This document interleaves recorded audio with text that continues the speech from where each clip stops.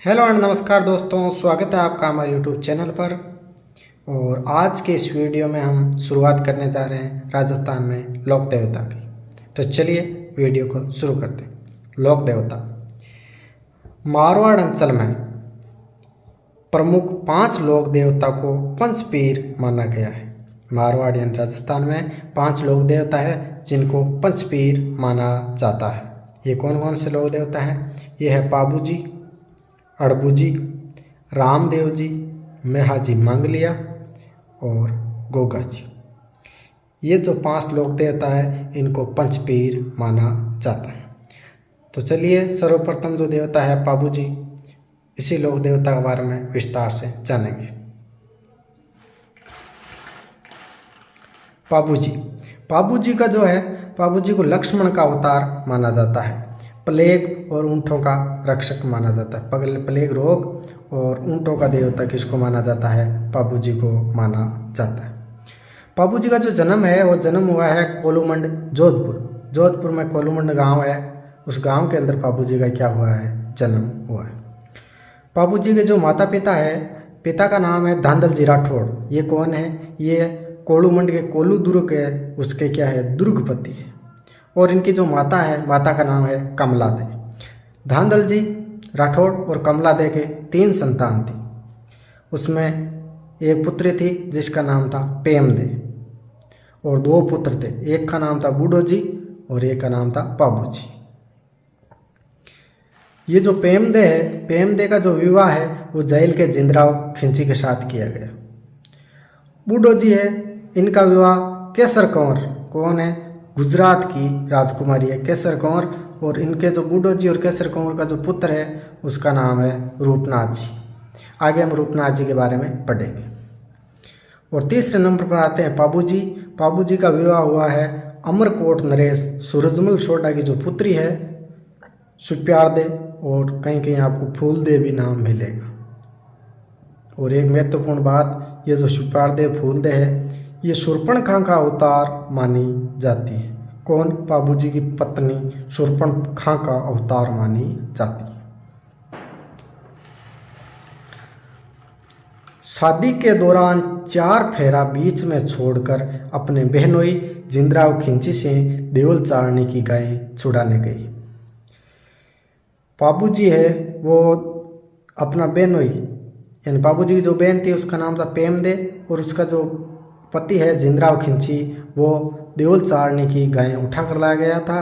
और उसी के कारण जब बाबू जी की शादी हो रही थी तो 4 फेरा होने के बाद बाबू जी बाकी फेरों को बीच में छोड़कर अपने बहनोई जिंदराव खिंची से देवल चारने की गायें छुड़ाने गए, जिसकी घोड़ी केसर कालवी ये मांग कर लाई थी। घोड़ी किनकी थी? देवल चारनी की घोड़ी थी। और बाबू जी इसको मांग कर लाए थे केसर कालवी को, कि जब भी देवल चारनी आप पर कोई विपदा आएगी तो ये पाबू जी राठौड़ उस विपदा में आपका भागीदार बनेगा। देचू गांव में 1576 में युद्ध में वीरगति हो गई। देचू गांव में 1276 ईस्वी में देचू गांव में पाबू जी वीरगति को प्राप्त हुए। पाबू जी का जो प्रमुख मंदिर है वो इनके जन्म स्थान कोलूमंड में भी है। और जो मेहर जाति के मुस्लिम है, मेहर जाति के मुस्लिम भी पाबू जी को पीर मानकर पूजते हैं। चलिए आगे चलते हैं। पाबू जी का जो प्रतीक है वो है अश्वारोही, हाथ में भाला और बाईं ओर झुकी पगड़ी, यानी घोड़े पर सवार है पाबू जी, हाथ में भाला है और बाईं ओर झुकी हुई पगड़ी है। ये पाबू जी का क्या है? प्रतीक है। यानी मंदिर के अंदर आपको घोड़े पर सवार पाबू जी की मूर्ति मिलेगी, हाथ में भाला मिलेगा और बाईं ओर झुकी हुई पगड़ी मिलेगी।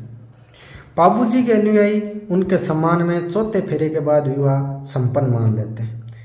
जो पाबू जी को मानते हैं अपना देवता के रूप में, वे अनुयायी शादी में 4थे फेरे के बाद अपने शादी को संपन्न मानते हैं और 4 फेरे ही शादी के अंतर्गत लेते हैं।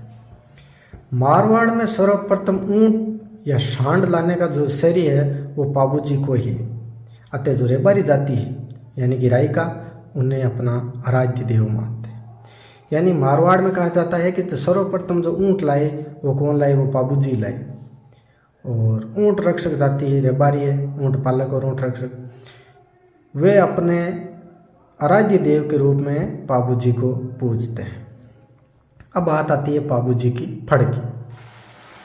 तो पाबू जी की जो फड़ है वो नाइक या आयडी जाति के भोग पे वाचन करते हैं।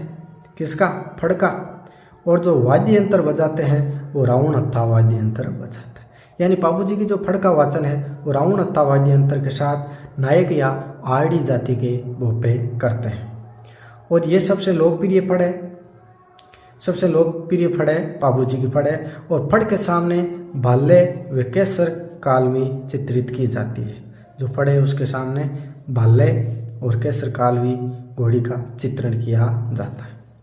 पाबू जी के वो पावड़े है, यानी पाबू जी के जो गाथा गीत है वो माठ वाद्य यंत्र के साथ नायक व रेबारी जाति द्वारा गाए जाते हैं।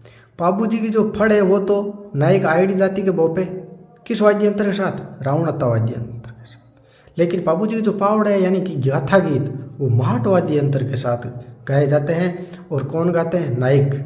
एक जाति तो सेम है लेकिन बाद में कौन सी है? रेबारी जाति द्वारा भी गाए जाते हैं।